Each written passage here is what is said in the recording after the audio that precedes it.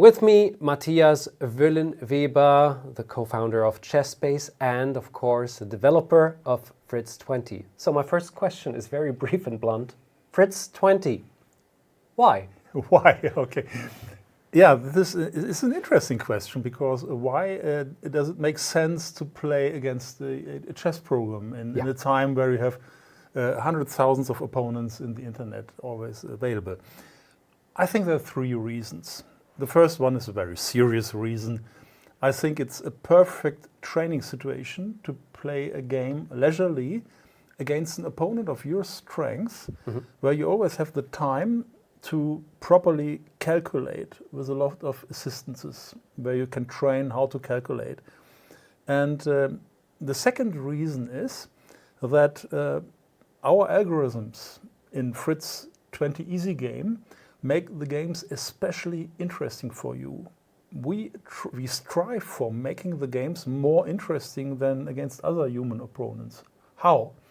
Well, if Fritz has a couple of choices of moves which seem reasonable, it will always try to play the move that gives you more tactical possibilities. For example, if Fritz could play a move that seems to be natural, but can be refuted tactically, maybe by a nice double attack in the second move also, it will always try to play this move so that the game is a continuous tactical exercise. And if you put the program under pressure with the king's attack, the probability for such tactical possibilities will rise. So if you play sharp and put the program under pressure, it will make more tactical mistakes and give you, for example, sacrificing possibilities. And so you find yourself suddenly playing wonderful attacking games with beautiful sacrifices which are correct, and you're very satisfied with this. And the third reason is just entertainment. And I think we have made a huge jump with Fritz 20 with regard to the entertainment area, because we introduce this very, very amusing, witty, funny character chat based on artificial intelligence, which is amazingly funny in some occasions. And you always, what will it say next? What will it say about this now? And we will look into this here. We will look into this right now, exactly. So yeah, it's Fritz 19 introduced some of the animal characters. They have now their AI voice actors kind of speaking for them, but we also have a couple of new characters, legends. But we will first have a little test game against one of our old characters. Always black, never white. Kessel, hustle in the night. Okay, you see this first. Yeah, you're always greeted by the program with some kind of general greeting, or it complains if you start with white too often. Yeah, but that's like a cult thing already, right? Since Fritz 5.232, I think it is already there. Yeah. And here you see the first. The chat. The sentences are of course random, and but in English they often rhyme, and so it generates a lot of nice. So we're fighting against the timid mouse. It's one of your favorite characters, including the fox. Yeah. Indeed. And so let's see. We were playing a club player, and timid means it's always like a little, intimidated, a bit scared. It plays passively, and so let's play my special opening against it. You can easily beat the mouse. Don't say that. Now I'm getting. If I awarded no! The double pawns. Awkward but stylish. Okay, so it's playing actually the right move. So I Thanks don't for like the that snack. at all. Yum. A pawn. Easy recapture, no hesitation. There's an interesting, a huge technology behind this, and I'd like to brag a bit about this technology. First of all, it understands 170 chess themes which trigger the chat. Let me give you some examples. We already saw the pawn structure commands here. It understands everything about pawn structure. It understands the dynamic of the position. It can comment on defense or attacking themes, on pawn majorities on the queen side, on play on the queen side, on pawn storms, on space advantage, and all such things which make the the chat annotations lively and interesting. So it is like a continuous stream, like a sports commentator commenting what you play in a funny way.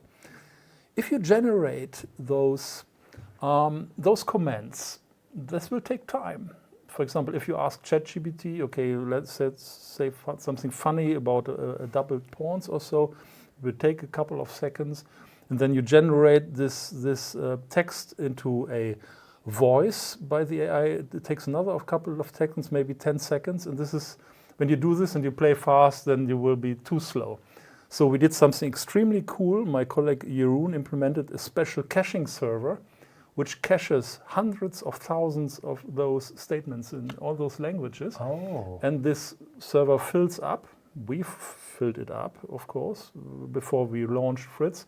So to achieve that those chat sentences come within 500 milliseconds after you play the move, and that's really cool. I have to say this. Interesting. I didn't know that at all. Yeah, and we sometimes it has like some difficulty saying a certain word, of course, because that's still AI as it is after all. But like in almost all the circumstances, it gets it quite right. Double trouble. Now I need double the luck. Yeah, double trouble, a double attack. Yeah, yeah, and so, of course, I mean, it's the club player, right? The obvious move is to play the knight to c6 to stop the check and help the bishop on b4, but it will get my bishop too, so it will still give me chances. This is the easy play you were talking about, right? Yeah. And of course, as I said, it's the club player, and timid is always like also a little bit lower in the level after all. It's too passive, but if you want to really punish an opponent, then timid is the right. That's exactly the segue I was waiting for. We're taking on a punishing opponent now. Luck again? Because of course. Who rigs these pairings? We just click on the mouse or the symbol who we're playing against. And here we can play our legend opponent. Yes, major improvement of, We have Morphy, Lasker, Capablanca, Tal, Fischer, Karpov. Let's take Fischer, of course. Let's take Fischer, Again, one sentence about the voices. For example, Capablanca has a strong Cuban accent. We don't have to try it. Tal has a Russian accent. Karpov even stronger Russian accent. And Fischer, that's a normal American voice. And let's take our beloved Bobby Fischer. There he goes. And again, an example for the AI application in Fritz 20 is that all the pictures of Fischer, the portrait pictures, are also AI generated, and they express different emotions according to the situation on the board. So if Fischer is better, he will demonstrate his happy face. If he's worse or gets mated, then he look very afraid. And there are not many real photographs of Fischer being very afraid or anxious or so. So it's quite funny what happens here. Yeah, of course, here we have a Fischer on club player level, right? So it's it's not the Fischer who you would probably think you would play against at one point. While you do this, let me explain why this character you're playing against is characterized by Bobby Fischer. Two reasons. First of all, the playing style is very much tries to emulate the real Fischer. Hey, go easy on my poor little pawn. Very active, aggressive, all-round playing style of Bobby Fischer.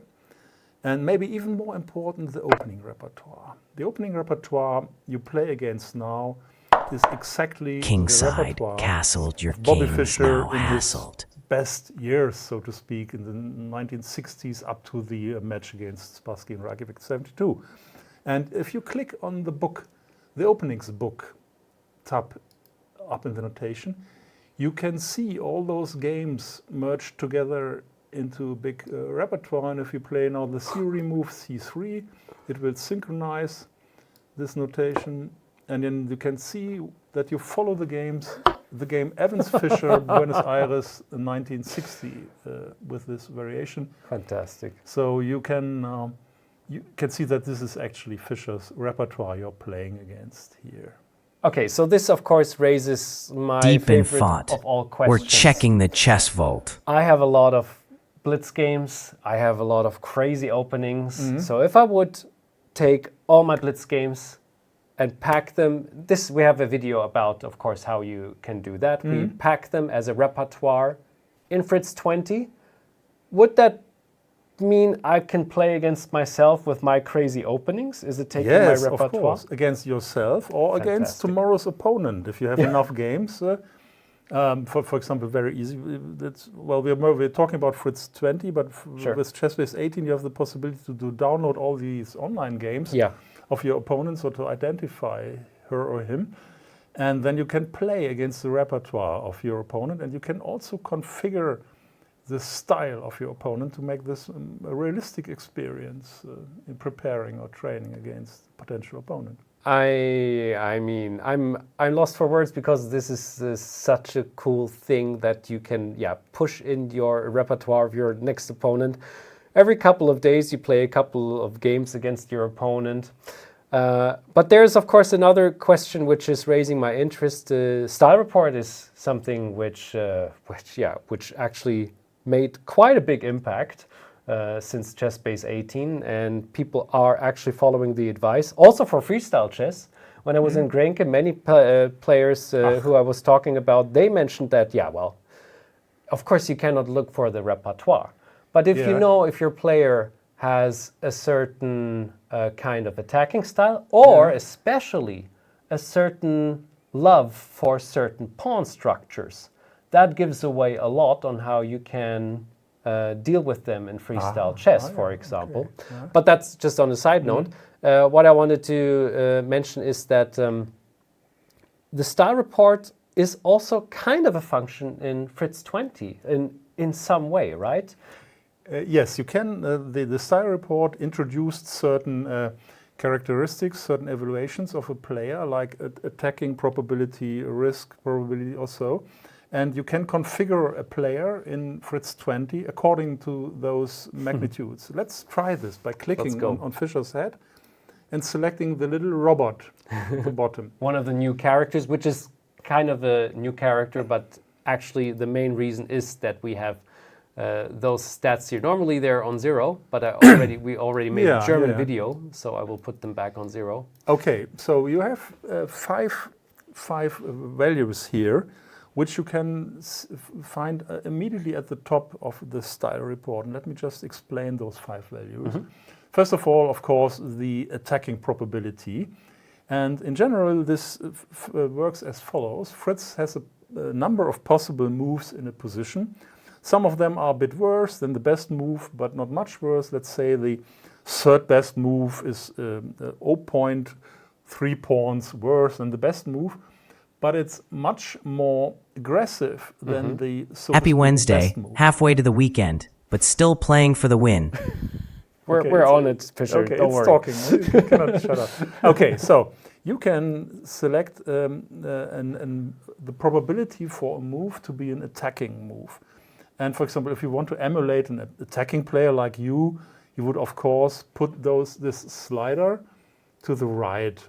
And if you look at Morphy's games, for example, in the style report, then you would see that this value is always on the maximum on the right. Very correlated to attacking probability is risk. Not every attacking player likes to take a lot of risk, but most do. And risk expresses the likelihood for sacrifices, for sharp positions, for asymmetric positions. And this correlates well to attacking style. Okay, so you risk a lot, you're not interested in material, we put it to the maximum value. Absolutely. Crazy player. The third value, positional, contradicts a bit the 2 values above. Positional move selection expresses things like pawn structure, piece coordination, playing on the queen's side, appreciating queenside majority, king safety also a factor in risk, and a positional player would sometimes contradict the move selection from risk and attacking. So if we want an attacking player, we lower the impact of the positional values here. Like an attacking player wouldn't care as much about the pawn structure. Just quick, if I would put this also to maximum, it just would It would work, but it awkward. would fight. It would fight against each other, and it would somehow make this more nebulous, the move selection. You can do this, and it will. It's just sometimes these things then contradict. For example, you have a nice attacking move, but it worsens your pawn structure. Like, for example, pawn storm or worsens your king safety. Would you do this? And so sometimes it's good to say, okay, if I have this is also what you see in the chess-based style report. If you look at Karpov, he has a huge positional value, and low risk is practically zero. It's completely almost, and so these things contradict a bit, and you should emulate this here. The next one is it's something you do not find clearly in the main values of the style report. You find it in the strategic themes in the style report. Is the preference of open or closed positions. And, most attacking players prefer open positions, especially the romantic players of the 19th century. But you also have attack play like in the closed King's Indian as black also. So you have attack possibilities with the closed pawn center. And normally you would say, okay, we prefer the open positions here. And the final value, it correlates a bit to the endgame capabilities expressed in the style report of Chess-Base 18. The strong endgame players, 2 examples, Carlsen and Capablanca, they are not afraid to exchange material. You see significant higher probabilities in the style report of Carlsen and also of Capablanca, for example, or of Ulf Andersen, that they like to exchange material because they're not afraid to grind down their opponents in a long endgame. So this final value somehow correlates to the endgame affinity in the style report. Of course, and if you want to keep the position sharp, you're not exchanging your queens at first possibility. I try. So if I click on OK now, Fischer will vanish, and instead the robot will take its place then. And here also the book changes. It changed the personality, so it also goes to more aggressive. Obviously, that's the meters I use now. It goes to a more aggressive playing style. So let's make a new game again. Great. Black again. What do you have against my white pawns? You can also play with black against the program. It will be happy if you start. You're right. I am playing white this time. You see the voice sounds a bit robotic here. It does. Let's try this. Just a couple of moves. Yeah. It's even so cute. It plays standard E4 repertoire, I think. Pre-move. Yes, very important. I will try to go all dragon. Hands off my humble pawn. Pawn trade opening up the board. Very well spotted. Dragon is one of my new passions because of Chris Ward. That fianchettoed bishop sure looks sneaky. Yeah, I love this since 40 years, this opening. All tucked in on the king side, cozy and safe. Tucked in. And it plays the main line. I'm very happy for that. That's the Sicilian dragon. Yugoslav attack with 9.G4 or 9.000, a sharp tactical background. Famous for wild attacks on opposite wings. Beautiful. Eerie for days, you sure know your ways. Taking your time digging deep into the memory banks, I do have to think a little bit now because G4 is a good move. It is a good move. I think I will leave it for there. Oh my God! So I could play on for hours now, but that's it. We just want to present, of course, what this is for. After all, I have to ask you. I just click off the talking so we can discuss a couple of more things because one thing that is on my mind, we both exchange our experiences with AI a lot in the last couple of years on what there is in the world. For example, VEO3 is something which has another impact, and not even a couple of weeks later there will be something new which will go like mind-blowingly crazy. After all, an engine is something which is like engine-based, AI-based. And how is your personal feeling about AI in general and that we're implementing it here quite strongly? Yeah, I think as chess players, we understand or have experienced the impact of very narrow but very efficient artificial intelligence on our field. Chess engines are stronger than world champions since a long time. It hasn't destroyed chess, but it has enriched chess in a good way, but it also showed some disadvantages. We all understand the enrichments. We understand that amateurs can analyze complicated positions and somehow come in interactive analysis, come to the truth of a position and have an analytic power at their fingertips, which was unthinkable of, let's say, in the 30 years ago. The drawbacks are that certain things have vanished, which were also fun for me in my chess-fascinated youth. For example, analyzing positions with friends in a club or so. Yeah. And this is less important nowadays, and it was big fun. Because nowadays you just say, okay, what's the engine saying about this position? Yeah, someone takes out the smartphone and like... Yeah, and this is, of course, this is slightly disappointing. Okay, so but the summary is we benefited from this, is my viewpoint, and it has enriched our field. Yeah. The interaction between AI and human. To your more general question, now we are approaching the age of general AI, where you have a partner, a discussion partner, which you can ask anything, and which will normally respond on a higher level than you in any field which you ask it about. And this is something pretty new, and I'm partly optimistic about the incredible breakthroughs and advances this will produce in all fields, like medicine also. Maybe also in counter things like disinformation, because everybody can now ask the AI, is this true? I read this is pretty funny. What do you think about this? As I said, I have an objective source of information.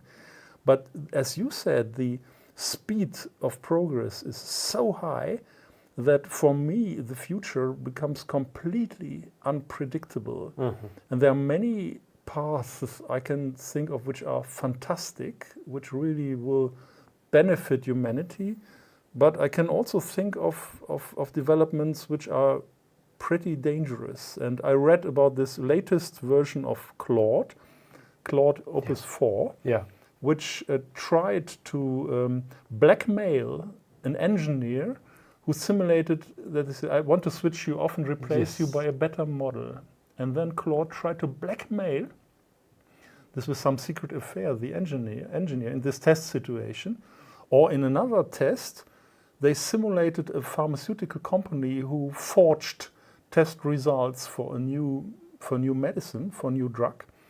And then it sent emails to the CDC and saying, this company is doing something strange, please look into this. And I think this is very, very dangerous autonomous behavior, which gives you a glimpse already today about the dangers of an intelligence which is completely superior. And if you look at the biosphere Earth, at our planet, the highest intelligence dominates the complete rest of the biosphere. And I'd not like to experience a situation where there's a higher intelligence completely dominating Earth and us. And I think there's a small probability that this can happen within the next 20 years or so. Let's hope we can avoid that. We can switch it off in time. Yeah, there's a lot of points which align with my thoughts too. Let's get back to Fritz 20, because there's still a couple of more things which are quite interesting. On the package, I read bullet training, and I immediately was what does that mean? It's not bullet training in general, of course, but the general consensus that it says bullet training makes a lot of sense. It's a bit more to train your time management, yes, as I understand it, right? So let's take a look at that. Please click on Training with Clock at the top. Let's open this dialog and look at these. Okay, you can control the time management of your opponent in Fritz. And Fritz does a very realistic time management when playing with clock, because it tries to emulate human time management. Like recaptures are played pretty instantaneously, and opening is played quickly. Technical endgames are played quickly, and so on. If you threaten, let's say, the queen of your computer opponent, it will react quickly because it feels somehow threatened, and so this feels realistic. you can control the time management in a way that you say, okay, play a bit more slowly than the clock would allow, then you have a high chance to win on time. And this is a nice training because you can select a strong opponent, which is stronger than you, maybe a strong club player or even the master opponent, and but you force him to play a bit slower with the clock, and then if you're good in 1-0 bullet, and if you're good at it and you move fast and you keep your position together, somehow you can win this on time, even if you're material down. The opposite training is you select fast time management and maybe a weaker opponent. So you try to win on position, not on time. So you train to convert your advantage because you're stronger than your opponent. But the opponent tries to beat you on time, and you train to fight against this and to win on position. Of course, those things are not aimed at people who have played 200,000 bullet games on online chess servers. They are aimed at people maybe also like me, who sometimes are a bit dreamy about the time management, and now they learn to keep the clock. The clock is a piece, this is the old saying, and keep the clock in mind and try to win on time against the computer opponent. That's very, very good, very effective. Yeah, in my club we don't play that often with a clock, with a chess clock, and I noticed in league game that it didn't matter which age they are, they just forgot to even use the clock that much and think. They all of them had a little bit of time trouble. So this is an effective way to get this a little bit more in your head that the time is very important in chess after all. There's one last question I have. Of course, Fritz 20 even got better than Fritz 19. My question is how, and does it even matter? I think it matters a lot. I mean, there's this very talented engine author, Frank Schneider, who has won 2 World Championship titles in the recent years, and the last World Championship he tied for first place. Unfortunately, Fritz lost the tiebreak, but still played pretty convincingly. And in our test matches, we still do this like in the old days. We play engine matches and we test the new version against the old version. And Fritz 19 could not win a single game against Fritz 20 in a 50 games match from given opening positions. And this was pretty convincing. That's significant. It is a huge step ahead in playing strengths. To be frank, it's still behind Stockfish, superior Stockfish, but it's strong enough that it is a reasonable analysis alternative. And chess programs are not for playing against nowadays, they are for analyzing. And having 2 engines which are developed in a strongly different concept leads to different move suggestions in analysis. And this can be pretty interesting if you really want to delve deeply into a position as somebody who creates an opening theory for yourself, or you analyze the correspondence games, or whatever, wherever you analyze, you take 2 engines. For example, you take Stockfish as a remote engine, which works with Fritz 20. If you have the premium account, which is included in Fritz 20, you can get a free Stockfish, which does not drain your battery or your CPU power, and you run Fritz 20 locally. Then you have 2 engines running simultaneously without straining your hardware resources, and you have 2 sources of input for your analysis and move selection, and it's a pretty good step ahead. We're proud of this. Frank did fantastic work here. Nice. Excellent. Matthias, thank you so much for this in-depth review about Fritz 20, and thank you for your time, and looking forward to more about this. You're welcome. It was fun.